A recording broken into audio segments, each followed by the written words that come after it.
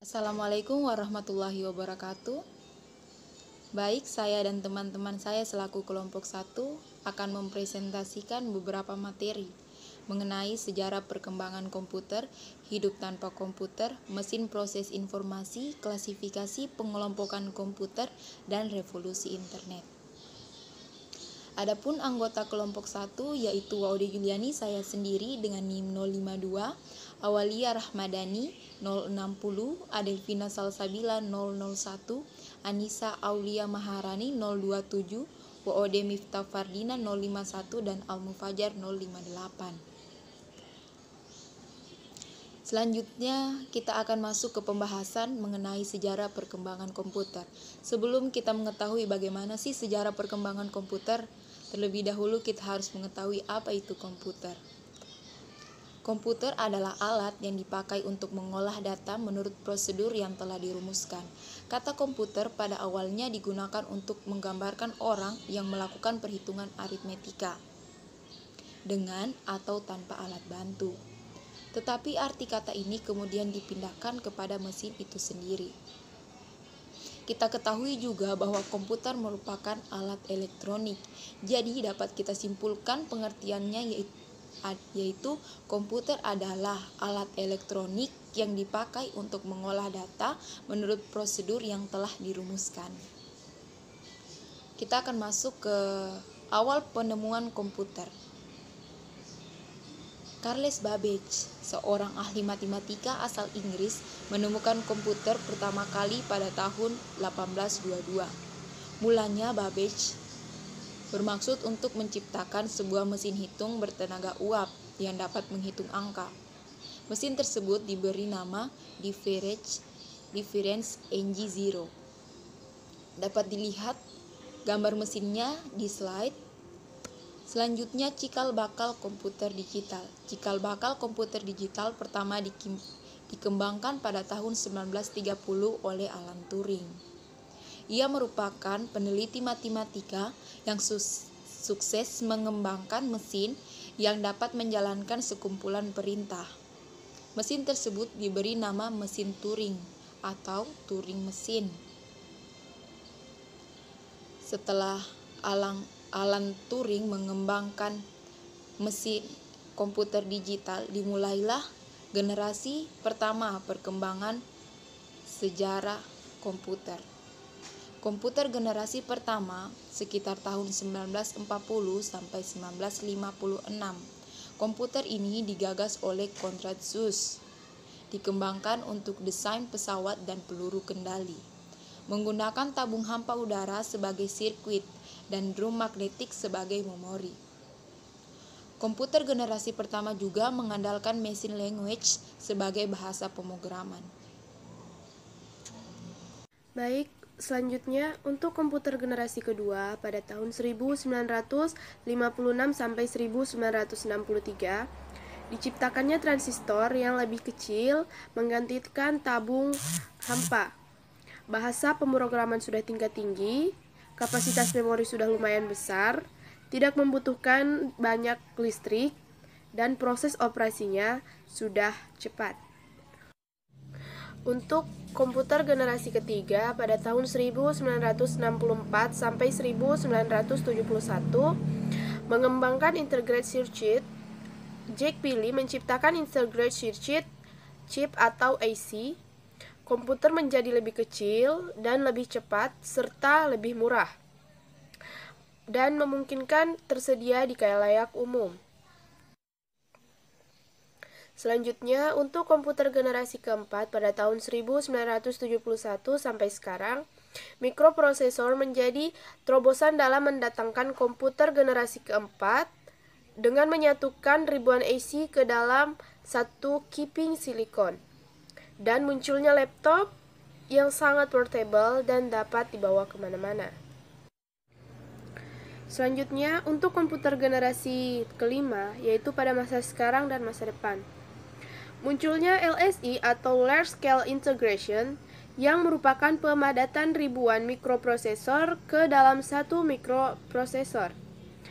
Komputer kuantum dan penggunaan nanoteknologi dan pengembangan komputer yang dapat merespon suara. Selanjutnya kita akan membahas tentang bagaimana jika kita hidup tanpa komputer. Mungkin sebagian masyarakat dalam era globalisasi mendengar kata hidup tanpa komputer ini pasti akan menjawab tidak bisa, karena dengan komputer ini dapat membantu kita menyelesaikan tugas-tugas dan mudah untuk mencari informasi penting hanya dengan duduk berdiam diri di rumah. Sejak tahun 1990-an, komputer sudah menjadi alat pembantu untuk kegiatan sehari-hari. Nah, bagaimana jika kita hidup tanpa komputer? Di situ terdapat beberapa hal yang mungkin akan terjadi jika kita hidup tanpa komputer. Yang pertama, tidak dapat menyimpan informasi dan data dalam jumlah besar seperti dokumen, film, gambar, dan lain-lain. Yang kedua, instansi besar seperti hotel, perusahaan, pabrik, dan lainnya akan lebih sulit mengendalikan satu atau beberapa sistem seperti lalu lintas, eskalator, dan lain-lain. Jadi dengan adanya juga komputer ini dapat lebih mempermudahkan mereka dalam mengendalikan sistem-sistem tersebut. Yang ketiga, jika tidak ada komputer maka akan susah melakukan perhitungan dalam skala besar. Contoh dalam kegiatan kita sehari-hari yaitu menggunakan kalkulator. Adapun kita bisa melakukan perhitungan secara manual mungkin akan memakan waktu yang lebih lama. Jadi dengan komputer juga itu dapat membuat waktu kita lebih efisien. Yang keempat, tanpa komputer Anda akan sulit dalam mengelola kata, membuat, menyimpan, mengedit, dan mencetaknya. Yang kelima, sulit untuk menyortir, mengatur, dan dokumen atau file lain berdasarkan kategori menurut abjad sehingga membutuhkan waktu yang lama untuk menemukan file yang dicari. Jadi seperti yang saya katakan tadi, dengan komputer juga itu dapat membuat waktu kita lebih efisien dan dapat menghemat waktu.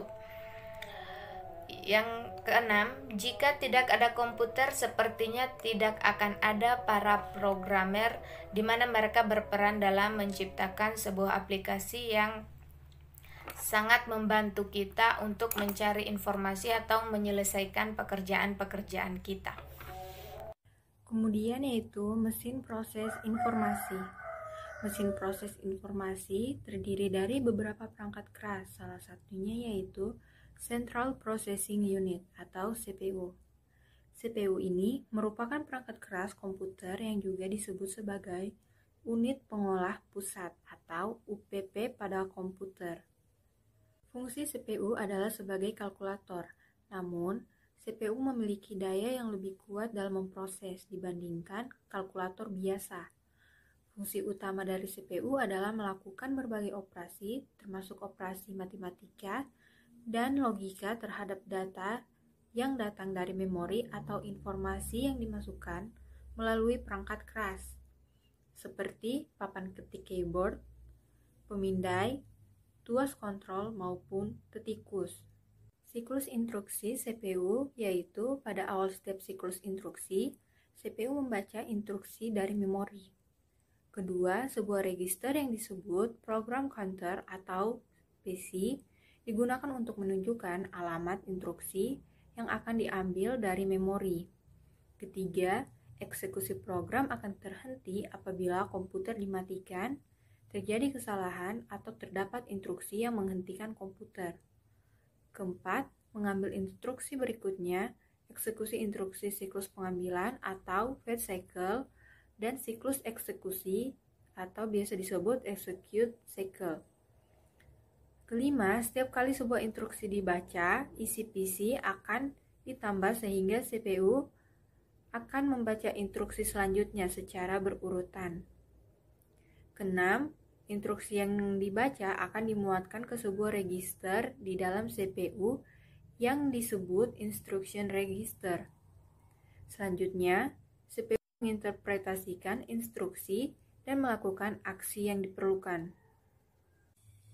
Berikut adalah gambar siklus instruksi. Untuk memproses suatu instruksi dilakukan melalui dua tahapan. Yang pertama yaitu mengambil instruksi atau instruction fetch dari memori. Fetch instruksi adalah operasi umum bagi setiap instruksi dan terdiri dari pembacaan instruksi dari suatu lokasi di dalam memori. Yang kedua, mengeksekusi instruksi atau instruction execution. Eksekusi instruksi dapat melibatkan sejumlah operasi dan tergantung pada sifat-sifat instruksi. Selanjutnya, klasifikasi dan pengelompokan komputer. Yang pertama, klasifikasi komputer. Klasifikasi komputer terbagi atas 6, yang terdiri dari microcontroller. Microcontroller ini memiliki semua peralatan pokoknya sebagai sebuah komputer dalam satu chip. Yang kedua, microkomputer. Microkomputer ini khususnya digunakan untuk single user. Biasa disebut juga dengan komputer desktop atau komputer pribadi atau personal komputer. Yang ketiga, engineer workstation. Engineer workstation ini digunakan untuk menjalankan aplikasi yang dipakai oleh para ahli teknik dalam menyelesaikan perhitungan dan penyelesaian dalam pekerjaannya. Yang keempat, mini komputer. Mini komputer ini umumnya digunakan untuk banyak pemakai atau multiseluler pada saat yang bersamaan dan time short. Yang kelima, mainframe. Mainframe ini dapat melayani ratusan penggunanya pada saat yang bersamaan. Berikutnya, superkomputer.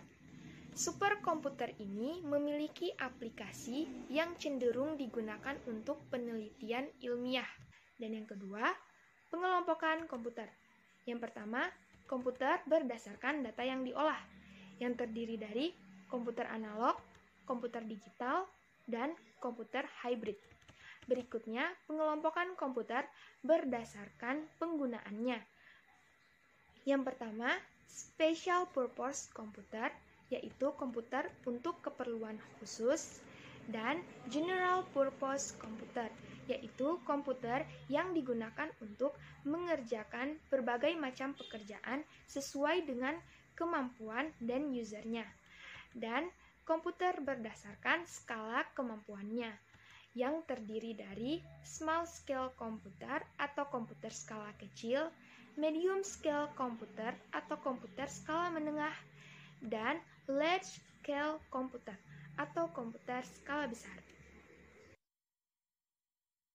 Akan menjelaskan mengenai revolusi internet.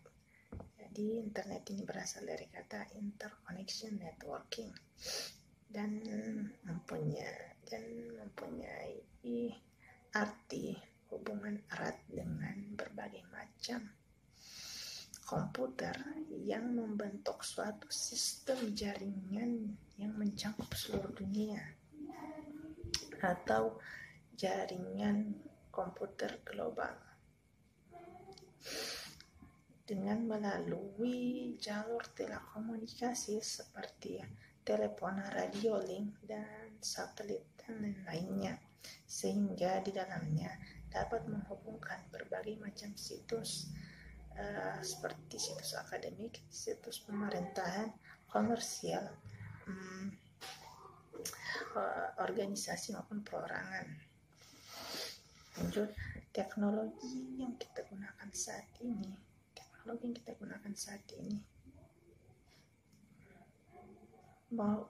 bukanlah teknologi yang tercipta secara ajaib,